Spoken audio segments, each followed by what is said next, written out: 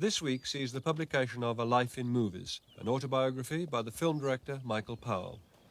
The films Powell made with his partner, Emmerich Pressburger, such as The Life and Death of Colonel Blimp, Black Narcissus and The Red Shoes, are unique in British cinema, and almost every young British director now claims them as inspiration. Powell's work, always imaginative, often surreal, bizarre and fantastic, challenges the usual ideas of what British cinema might be. His story traces a very un-English obsession with film. All my life I've loved running water. One of my passions is to follow a river downstream until it reaches the sea. Today that sea lies before me in plain view, and it's time to start the story of my life. To remount it to its source, before I swim out, leaving behind the land I love so much, into the grey, limitless ocean. Yet, although I love grass and trees and woods and forests, with the passionate love of an Englishman for his island, I shall not be afraid to swim out over those awesome depths. I've seen men and women far better and cleverer than I, crippled by illness, killed by chance. I've been allowed to reach the summit at which I aimed, in a profession that never existed until we invented it.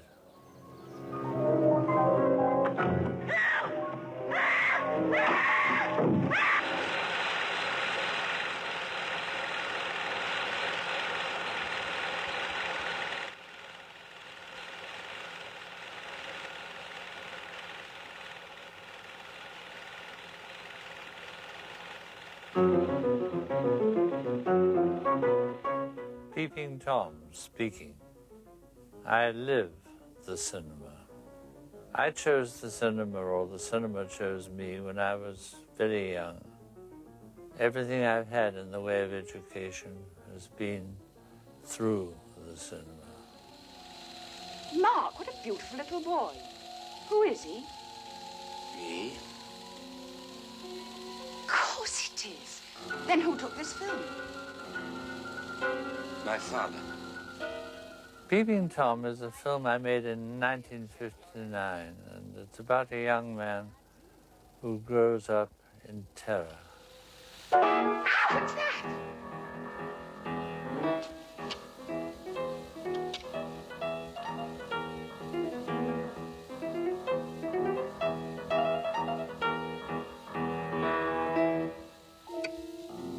Mark, what are you doing? Wanted to photograph you watching. No. His father's a scientist who's interested in scoptophilia, which is the morbid urge to gaze. And he's also interested in the reflexes of fear. He uses his son as a guinea pig and films his reflexes. But what's he doing? Giving me a present. What is it? Can't you guess? A camera.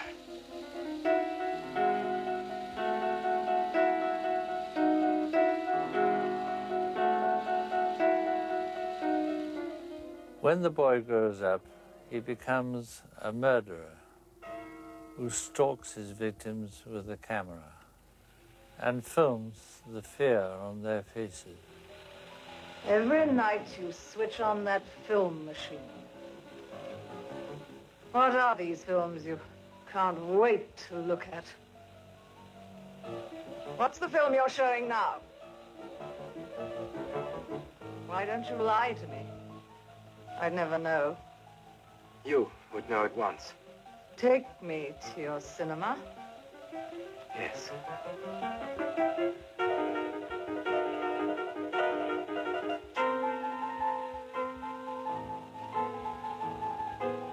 What am I seeing, Mark?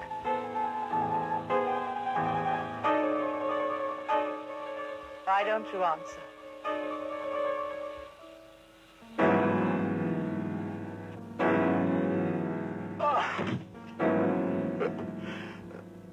It's no good. The young man approached his life like a director. He's a technician of emotion. And I myself am thrilled by technique. I'm always mentally photographing and cutting the scene that unfolds in front of me. So I was able to share his anguish.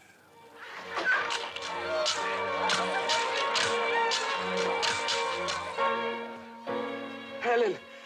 Helen! I'm afraid. No, no!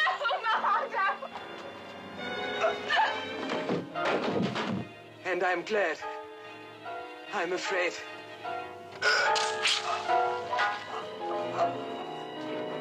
Obviously, Michael Powell made Peeping Tom in order to shock. In one sense, he has succeeded. I was shocked to the core to find a director of his standing befouling the screen with such perverted nonsense.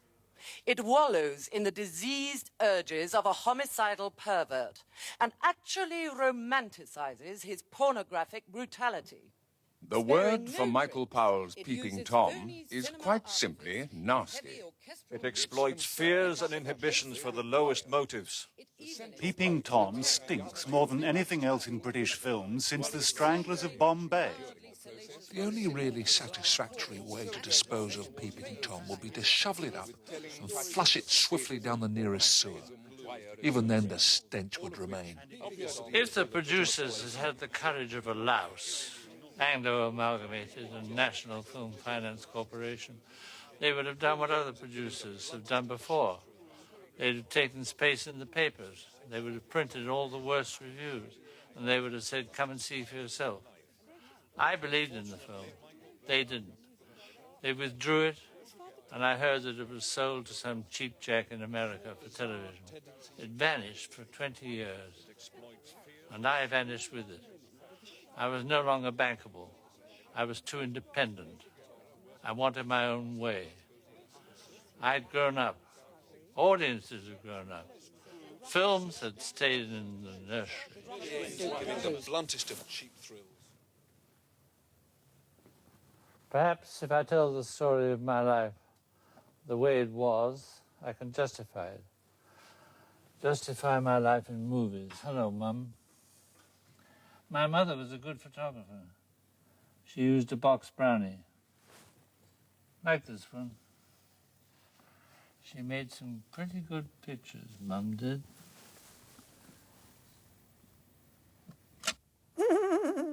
This is me with my pony, Fubsy. I was a dreamy boy, given to long reveries, during which I saw and heard nothing. My temple was the public library. My first thing was always to check down the Jules Verne's. They were all full of illustrations, and this is when it dawned on me for the first time that I had an eye. In January 1921, I saw a copy of a new magazine called The Picture Goer. I opened it and started to read. Somehow, the journalists had managed to convey the camaraderie of a film unit, the complete absence of any class distinction. And the aim was art, to go out into the real world and turn it into a fantasy world where anything could happen. This was for me. From now on, I knew that I was born to be a film director. I became a film buff. Among the films particularly admired by Powell were the spectacular, exotic works of director Rex Ingram, films such as The Four Horsemen of the Apocalypse and The Prisoner of Zenda. In 1925, Powell joined Ingram's latest production, Mare Nostrum, which starred the director's wife, Alice Terry. He worked as an assistant stillsman. This is one he took of Ingram. The film was produced for MGM at the Victorine Studios in the south of France.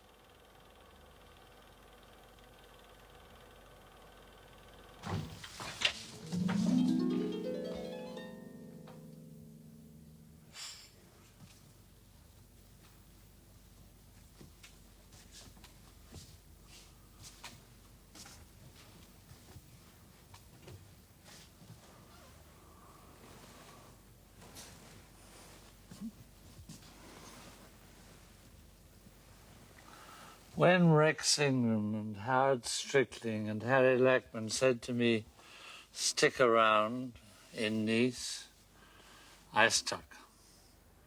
I should be so lucky. I was with a big American company working in Europe. Discipline was lax, and I had the run of all the departments. No studio police around. I was in the art department, the camera department, everywhere.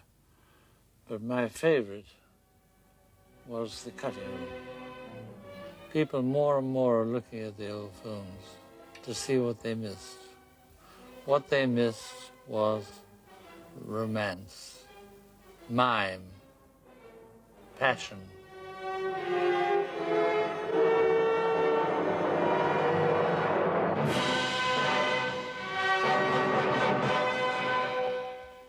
This is an original Bell & Howell camera used on Rex Ingram's production of The Garden of Allah. Powell acted for Ingram in The Garden of Allah, playing, appropriately enough, an English tourist. He was bottom of the cast list, but was able to develop the role when he left Ingram to work on a series of comic travelogues set on the Riviera.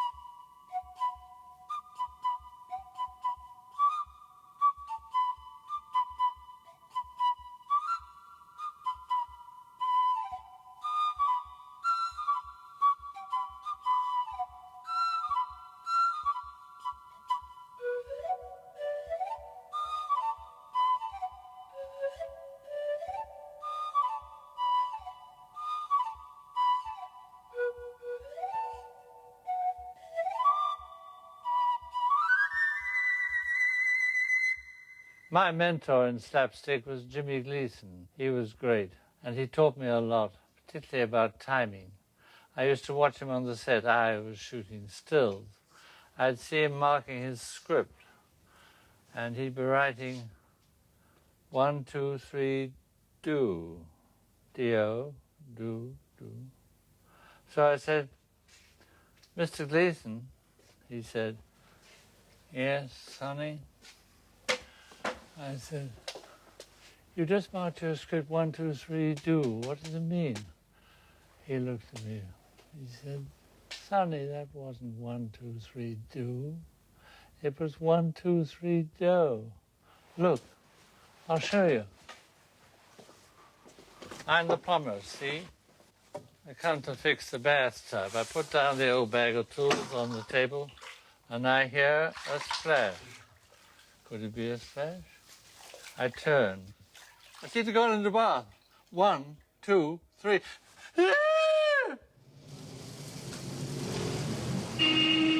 The man! Hello?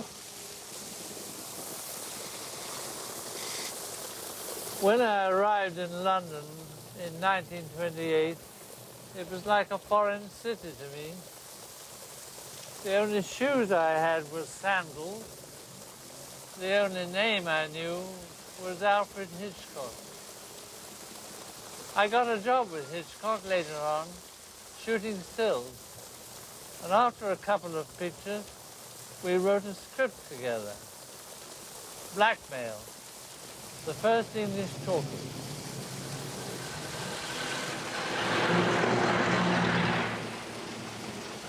The old British film industry was churning out quota quickies. Poverty Row Productions at about a pound a foot. I cut my teeth as a director on one of these. I was 26 years old. It was a murder mystery and called 2 Crowded Hours. Within a week, Powell was directing his second quota quickie, Rhinox. Give me that letter.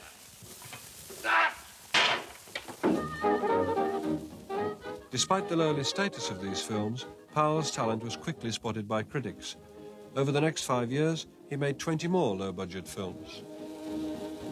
But in my heart, I knew that my films were rubbish. I knew I was looking for a real Michael Powell subject, a realistic subject, but with a chance for some poetry in it. And all the time, I had a dream of the Hebrides.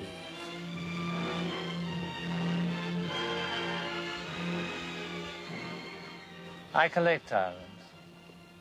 I like them, I love them. And whenever I hear of a new island and a new piece of water, I have to go there. Andrew? Aye? Stand by, we're putting in. So when I read about the evacuation of St. Kilda in the Hebrides, I thought, this is the story for me. This is the film I want to make. Nobody could understand why I wanted to make a film on an island when I was in demand for making thrillers. I tried to explain, and they said, "Oh, you mean like Robert Flaherty's Man of Iron?" I was livid. I said, "No, I don't mean Flaherty's Man of Iron. That's a lot of pretty pictures of seaweed and the sea and donkeys. No story. I want to make a drama with real people in it, where their whole lives are in danger. Documentaries are for out-of-work poets."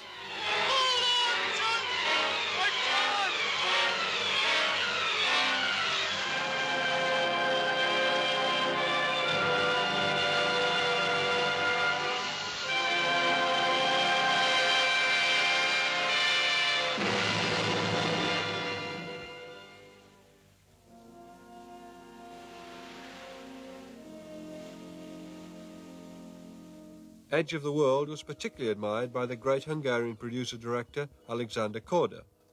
Korda had established his London Films Company in England and now offered Powell a contract working at his new studios at Denham.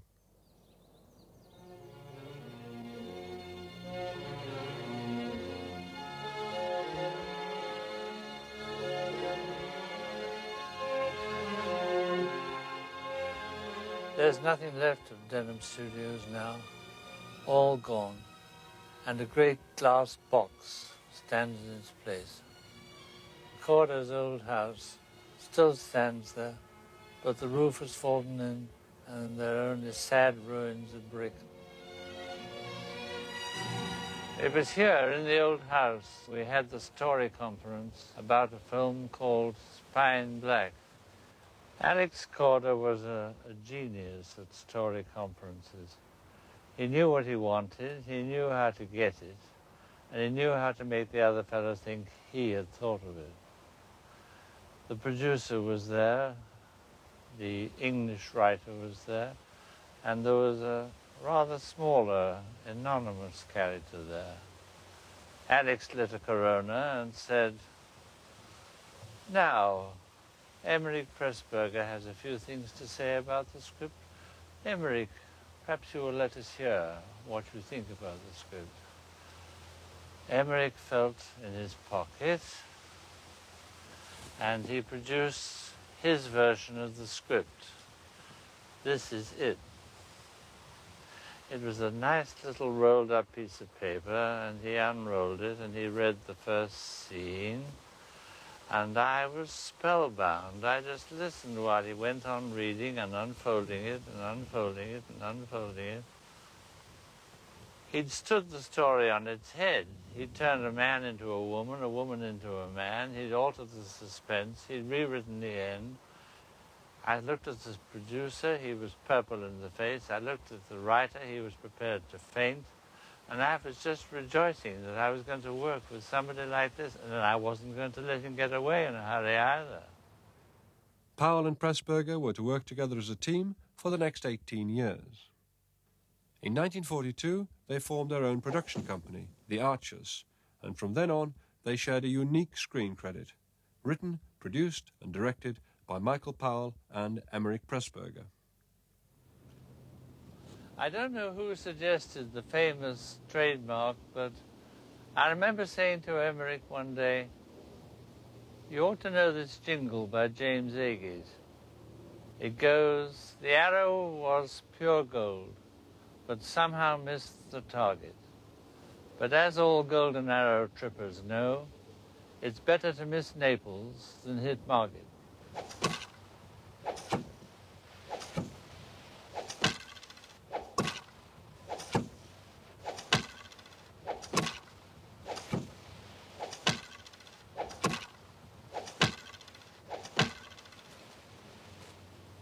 But that was in the future. Back in 1939, Hitler was rattling his saber, war was drawing nearer every day, and we were all working here at Denham on Corder's Arabian fantasy, The Thief of Baghdad. The lash that descends, the yoke that breaks, and the sword that slays, by the power and terror of these, you may conquer the earth. Yourselves, winds of heaven, whip till you wail aloud.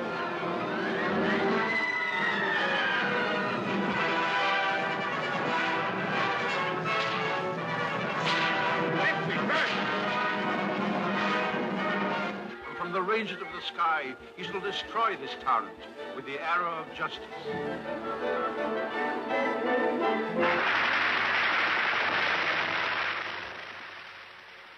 Corder promised Churchill that if war was declared, the next day he would turn the whole of Denham's resources over to making a propaganda film and have it out within 1 month. In return, he asked that the British film industry should be regarded as an essential war weapon. He got his agreement. The Lion Has Wings was an outrageous piece of propaganda. It was full of half-truths and half-lies. There were some stagey episodes which were rather embarrassing. And the commanding officer of the bomber station addresses his officers, a striking contrast to the friendly atmosphere that is Britain's way. Haben Sie es verstanden? Die Befehle, Oberst. Danke, meine Herren. Heil Hitler! Heil Hitler! Still, the will to fight was there. Memo from Ministry of Information. Program for film propaganda. Feature films of the present war are already being made by private companies. A film on contraband is well underway. Heave to immediately. Let them come and get me. When we made Contraband at sea, the message was to Admiral Dönitz that in spite of his U-boats, if neutrals brought in contraband by sea, they would be arrested and probably impounded. The film being a popular medium must be good entertainment if it is to be good propaganda. Film propaganda will be most effective when it is least recognizable as such.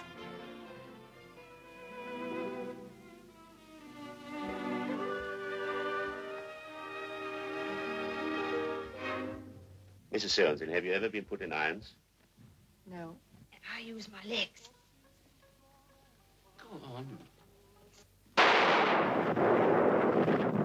I'd been preparing for a leading role in my profession for 13 years, and now I was offered opportunity after opportunity, and I took them with both hands. On 49th parallel, I found myself dealing with governments and pushing whole countries around in the cause of an epic idea. Our intention was to make a melodrama that would bring America into the war. Tall order. But it didn't seem impossible in 1940. 6 fugitive Nazis stranded on Canadian soil, determined to reach neutral territory. We were able to get big stars to collaborate with us, and we shot our way across Canada and back.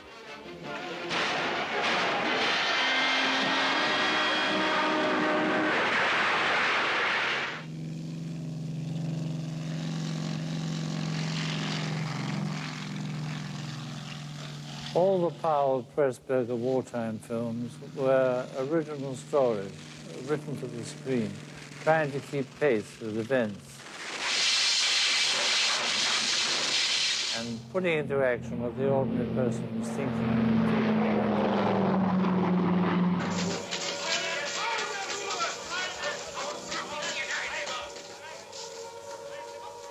You see, that's what you're doing for us. Can you hear them running for shelter? Can you understand what that means to all the occupied countries?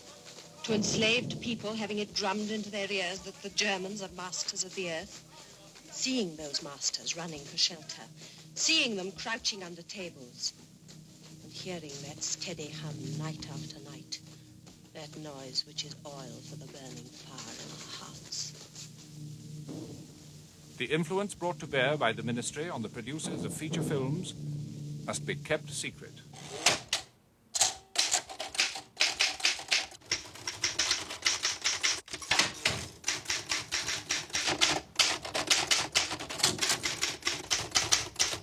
Prime Minister, I attach, as directed, a note on the blimp film, which is in course of being produced and which I think it of the utmost importance to get stopped.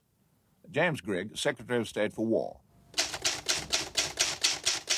The film begins with a collision between a young officer of today and Major General Clive Candy, aged 66. You're an extremely impudent young officer. But let me tell you that in 40 years' time, you'll be an old gentleman, too.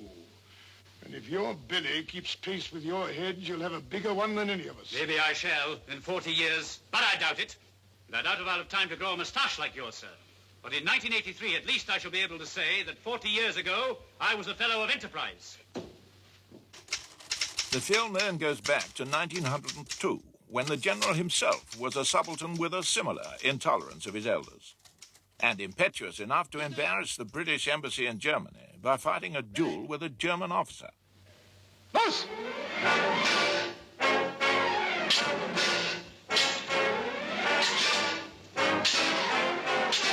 Then it traces his progress across the years in various parts of the British Empire, and so to the War of 1914-18. The Germans have accepted the terms of the armistice. Hostilities cease at 10 o'clock. It's nearly that now. Murdoch, do you know what this means? I do, sir. Peace. I can go home. Everybody can go home. For me, Murdoch, it means more than that. It means that right is might, after all. The Germans have shelled hospitals, bombed open towns, sunk neutral ships, used poison gas, and we won. Clean fighting, honest soldiering have won. Candy's attitude between the wars is a lack of comprehension as to why the Germans cannot realize that they were fairly and squarely beaten, and there is no reason why they should not make and remain friends. Teo.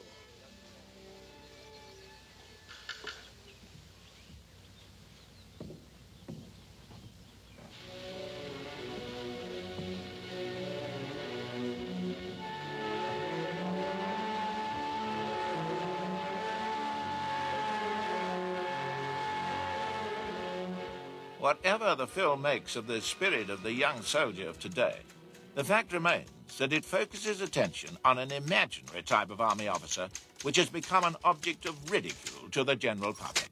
Pray propose to me the measures necessary to stop this foolish production before it gets any further. I'm not prepared to allow propaganda detrimental to the morale of the army. I'm sure the Cabinet will take all necessary action. Who are the people behind it? What was your reaction to what Churchill called this foolish production, his attempt to stop it? We didn't bear any malice to Churchill. We knew he was mainly responsible for us all being reserved to make films during the war. At least he knew films were a real weapon. So you're going to go and make the film anyway. Did you feel sympathetic to Blimp as a character? Oh, yes, I identified completely with him. Lots of things are exactly like me. Such as? Couldn't be more English. Oh, sentimental. And love women and dogs. I'd always felt enormously sympathetic with that kind of man. And, you know, honorable, puzzled, innocent, and doing a great deal of harm with his puzzlement and his ignorance and his innocence. And I see myself very much like that. Do you also see him as a romantic figure? I don't think that I've ever felt romantic. I've always felt like the same small boy who fell in love with soldiers and had a pony when he was 8 or 9. And, very innocent, really. I was in love with her, your wife. She never told me. She never knew. But I seem to remember... Oh, Clive, that last day in Berlin when I told you, you seemed genuinely happy. Dash it, I didn't know then. But on the train, I started to miss her. On the boat, it was worse. And by the time I got back to London, well, I got it properly. My Aunt Margaret got onto the scent straight away. Women have a nose for these sort of things. Besides, I did a stupid thing. First night back, I took out her sister. Aunt Margaret? Edith's. Oh, Martha? Yes. What's stupid about that? Thinking her sister would be like she was? Like Edith? Yes. Well, you got over it? That's just it. I never got over it. Theo, this may sound a damn silly thing to say to you, but I never got over it. You may say that she was my ideal. If you were some sort of sickening, long-haired poet, all my life I've been looking for a woman like her. So now you know. Well, of course, Emmerich couldn't write real English dialogue. He wrote wonderful dialogue. His scenes were always the right shape. But it was up to me to make them what they were in the way of Englishness, you know, the revealing things, the little things about English men and women. And naturally, in writing the scripts, the final English dialogue script was mine. When you say you always got the shape right, is there any more to be said about that? Well, you can't have higher praise, really. I always say about an actor or an actress, he or she can't possibly play that part. They're the wrong shape for it. And it's much the same with a scene. He always saw the whole thing at one moment. I often had to discover it. There was one or two famous occasions when I directed a whole sequence, not quite understanding it, and only found out afterwards what it was really about. Michael, he would say, don't you realize? No, you're far too clever for me. Can you say what you think is most exemplary about the script? Most exemplary. I think the love story. Here's to the happiness of my fiancée, who was never my fiancée. And here's to the man who tried to kill me before he was introduced to me. Prost. May I kiss the bride? Why ask? I did not ask.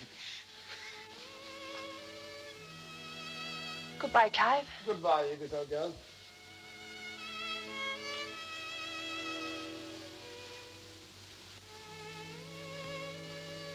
I hope we'll meet again sometime. I'm sure we shall. In the film, Blimp has a relationship with 3 women. The English governess in Berlin, the young Yorkshire nurse whom he marries, and then the young driver who drives him around in the Second World War. They're all played by the same woman, Deborah Kerr. How would you describe Blimp's attitude towards the woman in the film? Oh, blind worship. I thought the little scene, that's an answer to your question. There's a little scene I played at the fireside with the spaniel snoring, you know, and he hums, and she says, don't hum. Emmerich was furious at this. Emmerich, I hope you're watching. furious at this because he said if my wife said to me, "Don't hum," I would hit her.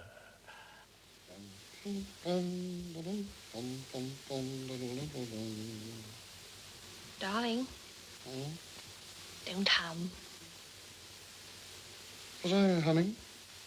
Mm-hmm. It's a little habit you've got.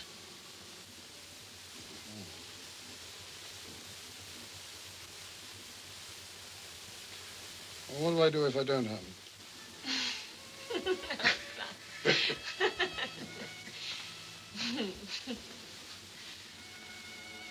You said at the outset that you knew what you wanted to do with Blimp. Did you do what you wanted to do? Did you achieve what you wanted? Which was what? Oh, make a wonderful love story and then fall in love with the girl myself. With the worldwide success of Colonel Blimp, we'd had 7 successes in a row, but the gods were already smiling. We were planning a Canterbury Tale.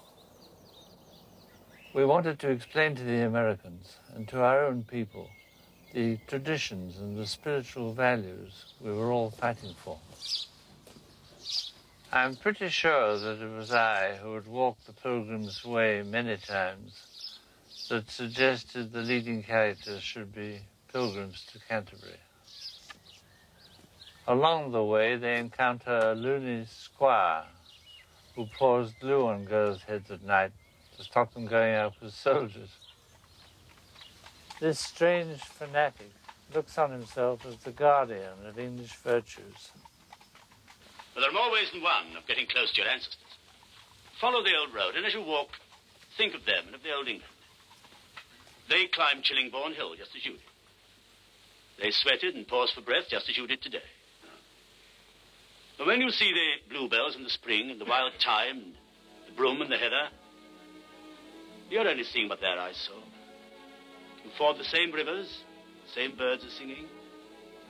When you lie flat on your back and rest, and watch the clouds sailing, as I often do,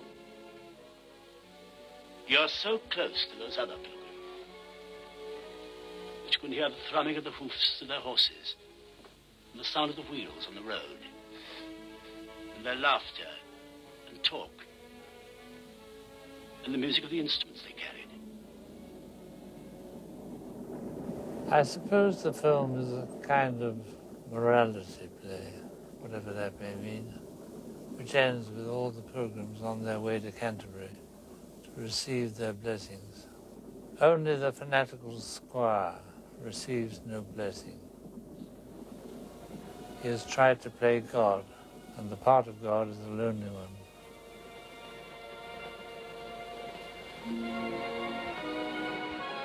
Pilgrims for Canterbury, all out and get your blessings.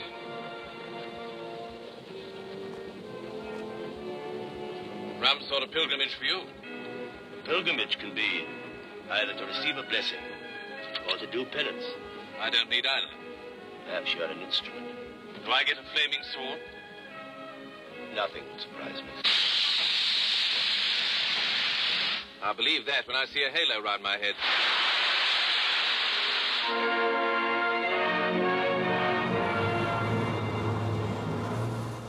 I was inspired by loyalty to place, loyalty to the narrow streets of Canterbury,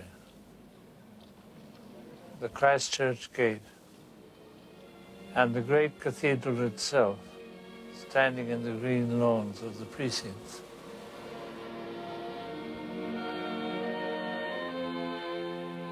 Above all, I was inspired by gratitude and love for having been born a man of Kent.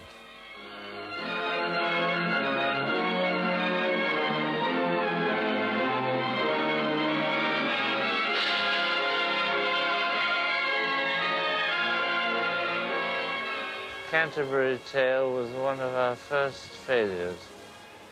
The values that we were discussing were old hat. Still, we loved the picture. By 1945, the war was nearly over, and Technicolor was with us again. Jack Beddington, who headed the films division of the MFI, sent for us and said, "You chaps are very ingenious. You think of your own stories, you write your own scripts. In fact, your films are more like sermons than anything else." I said, "Thanks very much." He said, no, look, surely Emmerich can think of a way to make a film to show the Americans and the English that they love each other. I want to be alone with you, June. Where were you born? In Boston. Mass? Yes. That's a place to be born. History was made there. Are you in love with anybody? No, don't answer that. I could love a man like you, Peter. I love you, June. Your life, and I'm leaving you. Where do you live? On the station? No, in a big country house about 5 miles from here. Lee Wood House. Old house? Yes, very old. Good, I'll be a ghost and come and see you. You're not frightened of ghosts, are you? It'll be awful if you were. I'm not frightened. What time will you be home? Well, I'm on duty till 6. I have breakfast in the mess, and then I have to cycle half an hour. I often go along the sands. This is such nonsense. No, it's not. It's the best sense I ever heard. I was lucky to get you, June. Can't be helped about the parachute. I have my wings soon anyway, big white ones. I hope they haven't got all modern. I'd hate to have a prop instead of wings. What do you think the next world's like? I got my own ideas. Peter. I think it starts where this one leaves off, or where this one could leave off if we'd listened to Plato and Aristotle and Jesus. With all our little earthly problems solved, but with greater ones worth the solving. I'll know soon enough anyway. I'm signing off now, June. Goodbye. Goodbye, June. Hello, G for George. Hello, G. George. Hello, G. George. Hello.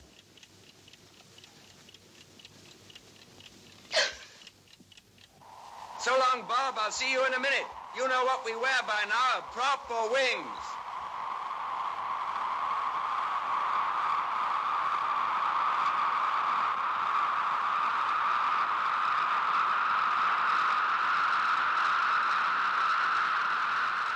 Of course, David falls in love with the girl, and the question now arises, will he be allowed to live with her and love her in this technicolor world of ours? Or will he be called into the other world, which is in black and white, and where he's already been reported dead? You'll proceed to Earth immediately? Oui, madame. You'll explain your grave error to Squadron Leader Carter? Oui, madame. And ask him to follow you? Oui, madame. Wait! Your captain is not an unreasonable man, I hope? The skipper? Oh, no, ma'am. Unless he's had a few, of course. Pardon? Had a few? Beers. Oh, de la bière. Oui. Scotch being hard to come by, you know. Naturellement. By the way, monsieur, when you see Peter, would you give him a message for me? Avec plaisir. Just say, what ho? Bon.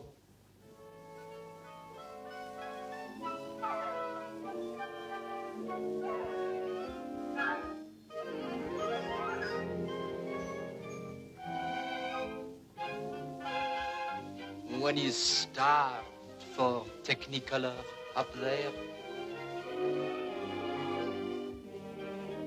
What a night for love. So when Marius Goring in the film comes out in the rhododendrons and says, "One is starved for Technicolor up there," everybody roars their head off. And it works. And after that, I knew I could do almost anything. I knew there was no realism in films, only surrealism. With A Matter of Life and Death, we had returned to the big show, the kind of film for which the movies were invented. I dreamt of challenging Hollywood with vast epics. Instead, I found myself in the Himalayas, making a film about nuns. It was Black Narcissus, and our mountains were painted on glass. Usually the thing was in those days, you sent a unit out on location. They came back or they didn't come back. Usually they brought quite a lot of stuff. It never worked really well. We decided to do the whole thing in the studio. And that's the way we managed to maintain color control to the very end.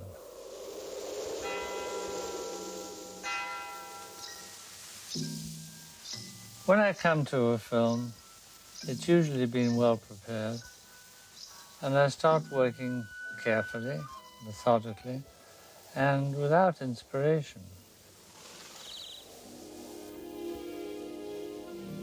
Sometimes in a film, its theme or its color are more important than the plot.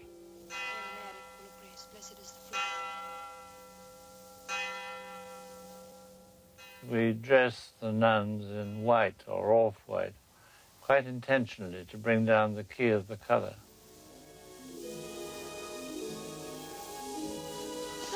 People say that Black Narcissus is a very erotic film. I don't know.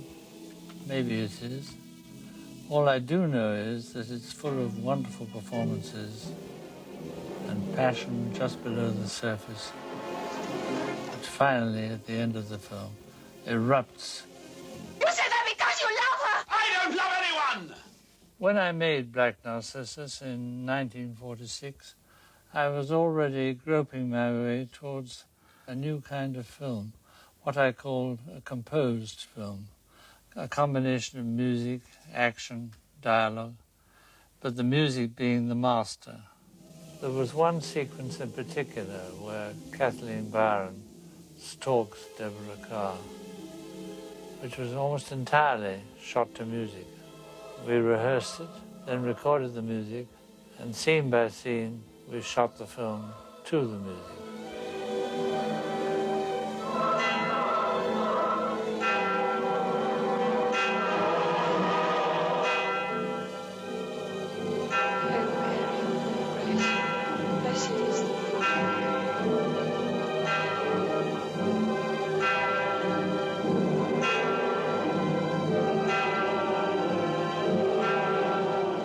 It was opera in the way that the music, the images, the voices, the acting all blended into a splendid whole.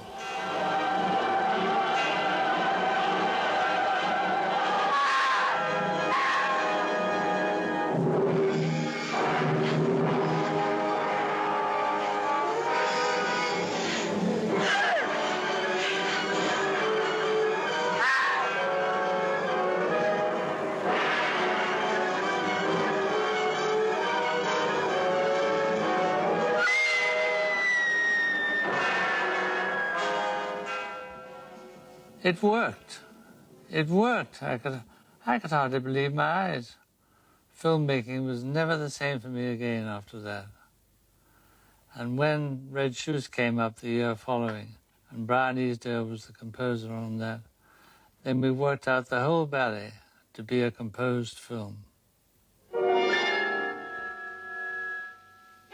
The Red Shoes was based on a fairy tale by Hans Andersen.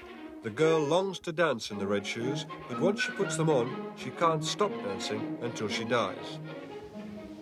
I wanted to make a real theatre fantasy, always drenched with the theatre, not nowhere, but on a stage, only a stage that took in the whole world.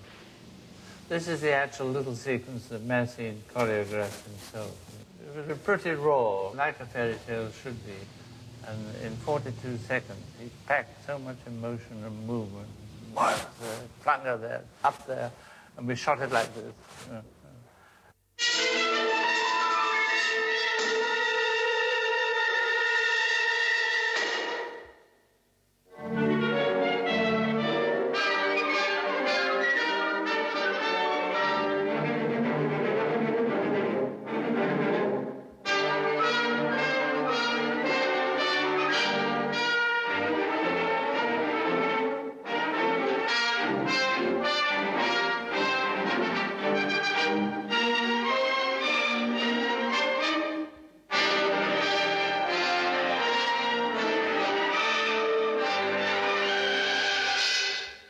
Now, this is the tension between the man she's going to marry, wants to marry, does marry. Marry does scoring, marry, yeah. And the Diaghilev figure. Anton Walbrook. They always call him the Diaghilev character, but it was just as much Corder or me. There are lots of impresarios like that. Yeah. I wouldn't be surprised if you're one. Not in the slightest. I'm a gentle, approachable chap who tries to interview impresarios like yourself. So was he, but he just tore people apart as well.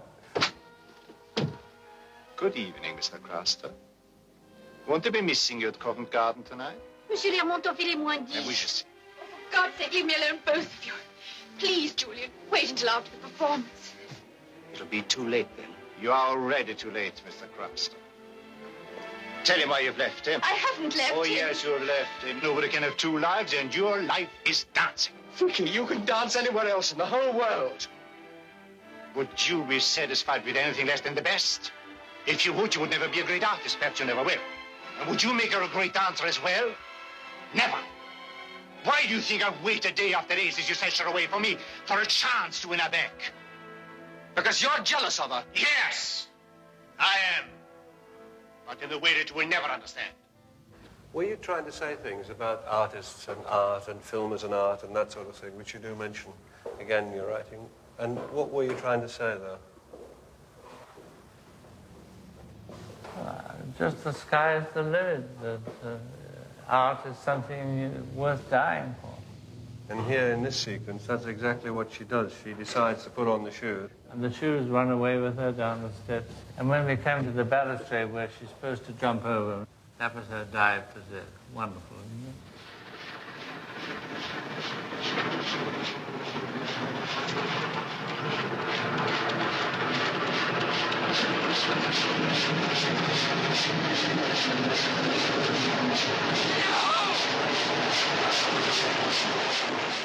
And this got you in a lot of trouble with the critics. Yes, the fact I'm that her afraid it- smashed-up body shown at the end of the film. You got a Not very hostile only reception. did Michael Powell not give us a happy ending, not only did he kill the ballerina, but he shows us in gory detail how she was killed. I said, but it is a happy ending. She died for her art. Well, after all, you know, if a girl throws herself from a height onto a rubber land and the train runs over her, you would expect a certain amount of blood. But it really upset them, the sudden realism of it, which was so moving. Why do you think it was so important for you to show somebody dying for their art? One way it's a fine idea, and another way it's a morbid idea. Why were you so attracted to demonstrating it through this fairy tale? I don't think it's morbid. I think because I would do it myself. Really? Mm. Don't believe me. Julian, Yes, my darling. take off the red shoes.